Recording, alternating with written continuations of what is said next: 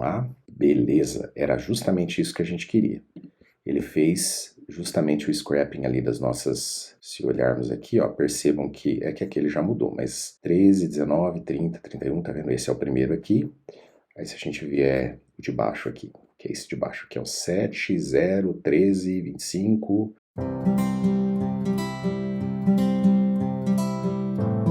Olá pessoal, sejam muito bem-vindos ao canal novamente.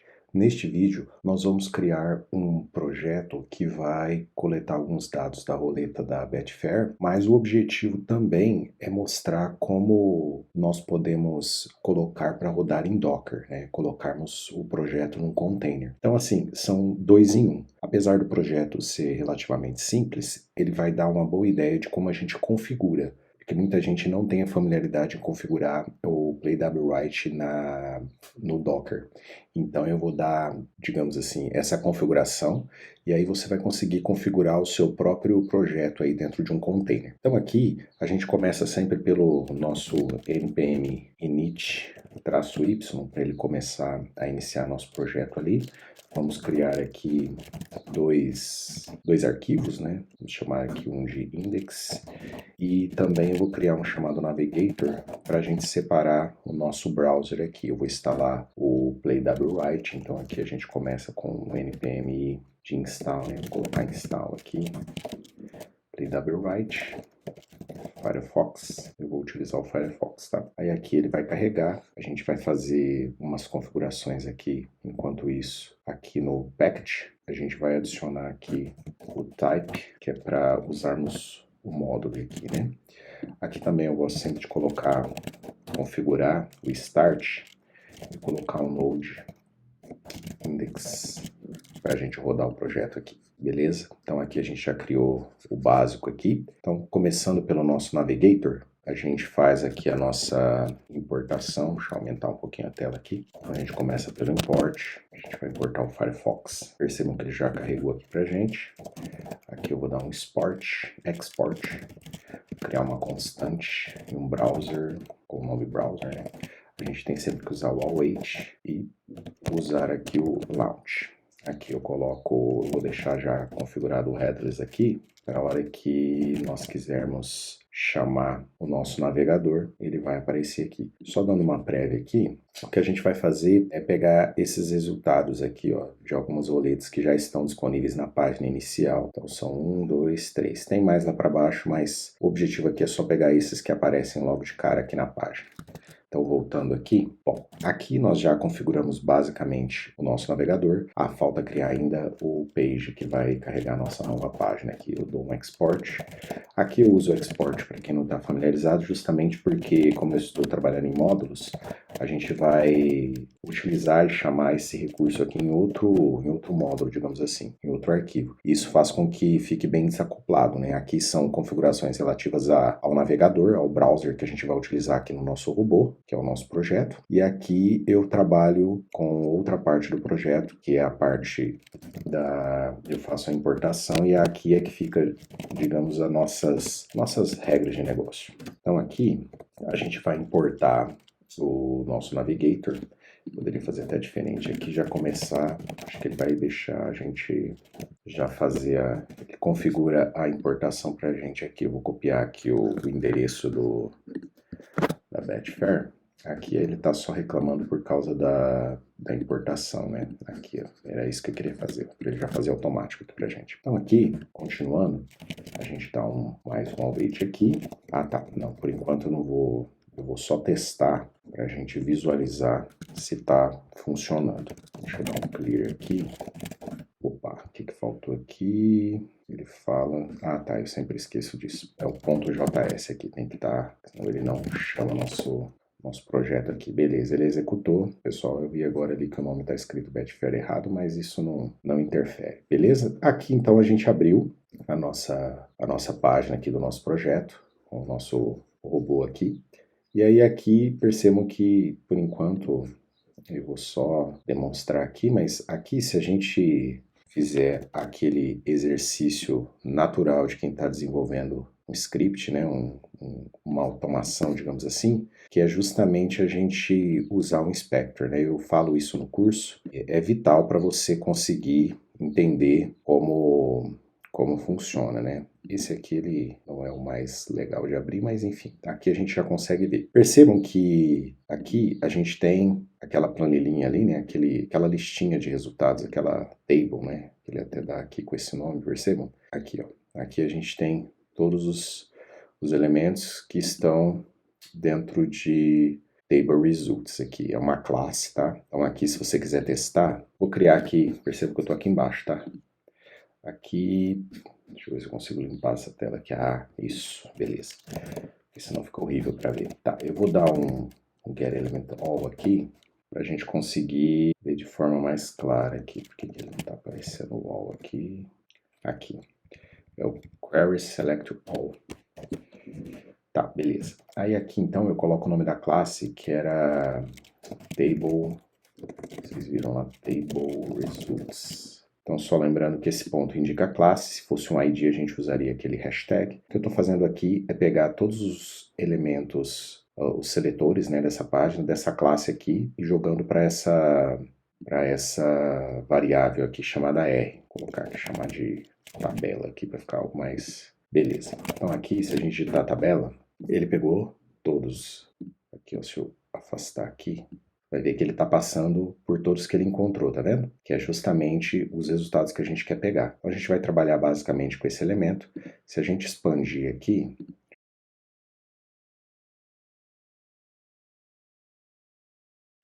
eu peguei o primeiro, que ele começa do zero, né? Aqui, percebam que preciso entrar no primeiro aqui, né? Deixa eu entrar aqui.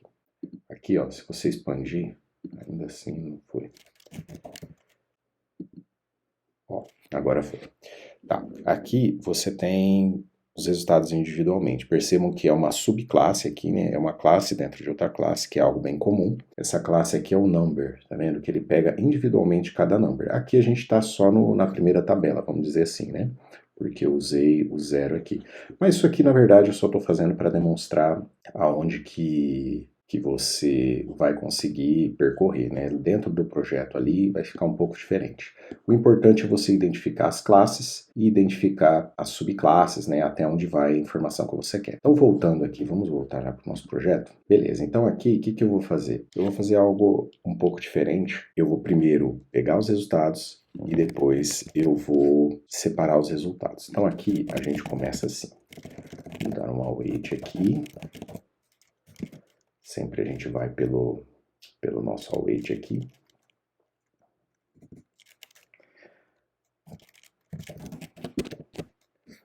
Aqui a gente vai pegar o table, tá tapando aqui a nossa tela, vamos melhorar aqui.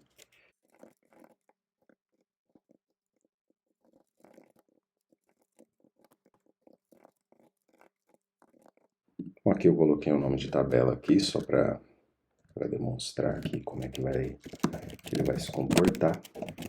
Então aqui a gente está pegando primeiro a classe tabela e indo para uma subclasse chamada .results, que tem ali no nosso projeto.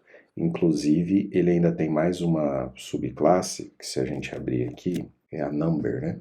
Aqui se a gente vier aqui novamente, só para confirmar, ó, essa classe number. Então, ó, eu tô nessa classe aqui, depois eu venho para essa classe aqui, e depois, logo mais, depois a gente vai trabalhar com essa number aqui. Nos atentemos a essas daqui por enquanto, beleza? Então, voltando lá, vamos testar aqui o projeto. Eu vou deixar, mais uma vez eu ainda vou deixar ele aparecendo ainda. Então, eu vou rodar aqui, ele vai carregar.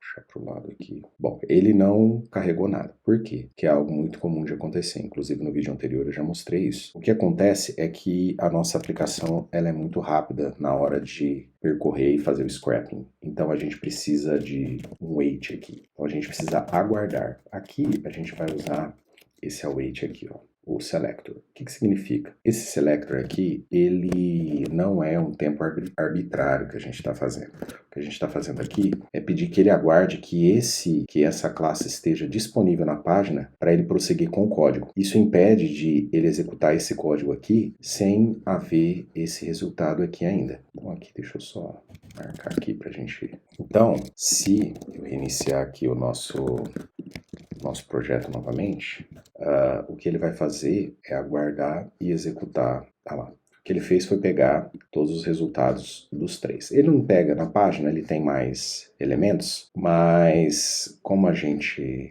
não tem tanto tempo, eu não vou implementar essa parte, que faria com que ele rolasse o scroll para pegar. Ele não carrega os outros, porque como ele não está renderizado na página, o nosso projeto não consegue pegar. O nosso script ele fica somente com o que está disponível ali na tela quando ele renderiza. Então, se você abrir sua página e olhar, ele só vai visualizar os 3. Então, ele só carrega dos 3. Mas isso aí também não é nada muito complexo de se fazer. Mas é que eu vou focar em outra coisa aqui. Eu ainda nem cheguei na parte do Docker ainda. Então, vamos primeiro pôr para funcionar isso aqui, depois a gente parte para o Docker, tá? E se você está aqui no vídeo ainda, eu vou falar para vocês. Tem um cupom de 35% e YouTube 35%. Se você quiser comprar o curso de criação de robôs, basta entrar no link da descrição e utilizar esse cupom. Eu não vou colocar esse cupom ali, eu não sei por quanto tempo ele vai ficar valendo, mas se você está assistindo o vídeo até aqui, você vai conseguir utilizar esse cupom. Então vamos lá, continuando aqui. Assim, a gente precisa fazer a distinção aqui, porque isso aqui está muito, digamos assim, pouco usual, né? Apesar da gente poder identificar aqui, 7, 22, aqui ele já parou, mas está tudo emendado, isso aqui ninguém consegue utilizar isso para valer, né? Se você precisar para um projeto, para um robô, para fazer uma estratégia com esse robô, você não vai conseguir fazer desse jeito. Então aqui o que a gente pode fazer é o seguinte, a gente pode quebrar tanto esses valores aqui, né? Quanto separar o array. Então o que a gente vai fazer aqui é fazer um for que vai justamente fazer esse trabalho para a gente. Eu vou rapidamente aqui. Então vamos lá, que essa é uma parte bem importante aqui. Eu vou criar um for. Esse é um for um pouco diferente, tá? Porque como ele atua ali no PlayWright, ele fica um pouquinho diferente, mas não estranho. Então aqui eu vou criar uma let. Uma let res. E essa let vai percorrer justamente a nossa tabela de resultado ali, tá? Então eu vou fazer o seguinte, eu vou até recortar isso aqui, que a gente vai usar ela aqui. Tá? Eu vou apagar isso aqui, a gente vai fazer assim, ó. For let locator. Aí aqui ao invés de usar já pegar o texto, que isso realmente não vai dar certo se a gente fizer assim, isso aqui ele vai pegar os elementos que ele encontrar. Aqui, como eu mudei o nome, né? Ele está reclamando. E aqui ele está reclamando... For let... Não, tá. É porque ele está sem nada aqui, né? Então eu vou criar aqui uma let chamada num, que é o que a gente vai usar aqui para receber o nosso resultado. O que ele vai fazer aqui, se eu imprimir direto, eu vou fazer isso. O vídeo vai ficar um pouquinho longo, mas o aprendizado vale a pena.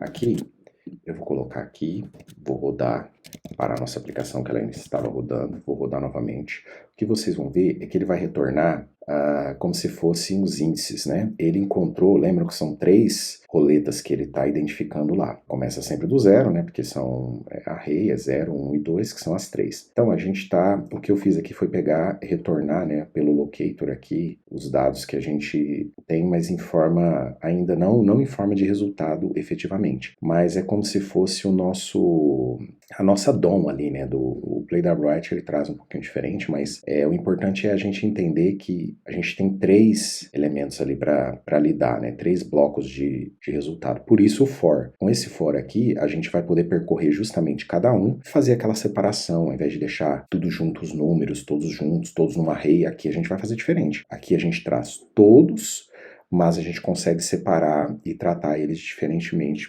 usando o for. Então vamos lá. Aqui eu vou usar a nossa variável ali que eu criei. Vou dar um await. Eu não criei a variável aqui dentro porque ele reclama, tá? Então eu preciso criar ele aqui fora. Vou até colocar aqui um ponto vírgula aqui para não ficar estranho. Vou usar o locator novamente, porque aqui, como eu preciso percorrer, lembra que a gente tem... Eu preciso entrar nisso aqui, ó.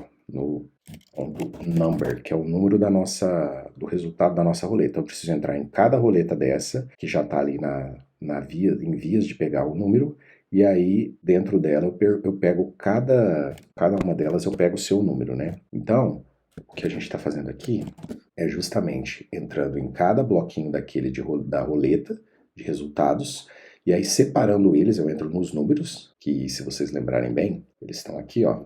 Aqui a gente tem os resultados que ele tinha fechado. Aqui, ó, o number, tá vendo? Então estão todos aqui. Voltando aqui, então a gente percorre aqui. Aí para cada um desses resultados que a gente pegar, ele vai fazer isso. Ele vai entrar em mais um nível, né? Ele vai entrar aqui, por isso que eu coloco esse sinal, ponto .number, que justamente é novamente a classe. Aí eu pego todos os resultados. Aí imprimo no console. Ele vai fazer isso com todos. Então aqui a gente salva, o projeto inclusive está até rodando, deixa eu parar aqui, rodar novamente, e se tudo correr bem, ele vai trazer os resultados. Não, é porque eu fiz uma caquinha aqui, ó, faltou colocar não aqui, né, eu estava fazendo referência no console de forma equivocada aqui. Então vamos lá, beleza, era justamente isso que a gente queria. Ele fez justamente o scrapping ali das nossa roleta. Se vocês olharem, se olharmos aqui, ó, percebam que aqui ele já mudou, mas 13, 19, 30, 31, tá vendo? Esse é o primeiro aqui. Aí se a gente vier de baixo aqui, que é esse de baixo, que é o 7, 0, 13, 25, tá vendo? 34, 20, e assim por diante. E a outra que tá aqui no canto, que é a ordem, né? Então ele vai primeiro aquela, depois essa, depois essa. Então, se você quiser implementar para todas, bastaria usar um scroll ali no projeto, enfim, e ele pegaria o restante das roletas. Perceba que aqui ele está separado por array, né, que é muito mais prático para trabalhar. Aí você tem cada um, né, dentro de um array onde você pode trabalhar individualmente com qual você quiser. Beleza? Bom, então está funcionando a parte do projeto como um todo aqui. Então isso resolve o nosso problema. Mas agora eu vou partir para outro ponto aqui do nosso projeto, que é um ponto essencial aqui, que é nós criarmos o nosso Docker aqui para poder configurá-lo, né? Então eu vou criar aqui um Dockerfile, beleza? Deixa eu vir para cá, beleza, aqui ele já criou o nosso Dockerfile. Aqui eu vou fazer as configurações básicas aqui para a gente poder trabalhar com ele. Então eu vou criar um node que eu vou usar o node 18, o Alpine, que indica que é para ficar bem magrinho, vamos dizer assim, o nosso node, né? Aqui eu vou adicionar, tem um caminho aqui que é da Microsoft para a gente usar uma versão aqui do Playwright, tá vendo? O Playwright. Vocês podem copiar esse endereço, e se vocês pesquisarem também, vocês conseguem utilizar outras versões. Eu estou usando essa versão, eu gosto de especificar a versão que eu estou utilizando, então eu estou usando essa versão aqui, mas se você quiser aqui, você pode usar o 1.38. Enfim, aqui era mais para demonstração. Bom, vamos lá. Aí aqui eu crio o caminho, né, dentro da... É bem comum aqui a gente usar o /app. Então assim, percebam que não tem tanto segredo, é mais a gente conseguir colocar... É preciso colocar esse endereço aqui. Aqui a gente faz aquelas configurações bem tradicionais aqui de Docker, que é copiar o caminho, copiar a pasta, né? Aqui é para a gente copiar todo o packet JSON. Então aqui eu vou digitar packet, asterisco, ponto, JSON, barra. Aqui ele copia tudo que tiver JSON aqui no projeto, né? Aqui eu vou dar um run, npm install, que é para fazer instalação do nosso projeto Node. Aqui eu vou utilizar o npx, que é extremamente importante para a gente poder fazer as instalações das dependências e o Playwright não reclamar, porque como ele roda no Linux, ele precisa de ter algumas dependências aqui. Aqui o copy é para copiar tudo. Aqui eu vou dar um expose na porta. Se você criar um servidor e tal, você vai, enfim, pode querer acessar, deixa exposta a porta 3000, e aqui o cmd é onde a gente vai dar aquele comando que nós identificamos ali, que nós colocamos no Node, na nossa biblioteca aqui, no nosso JSON, né? Que é justamente para executar a nossa aplicação. Então aqui é o npm e o start.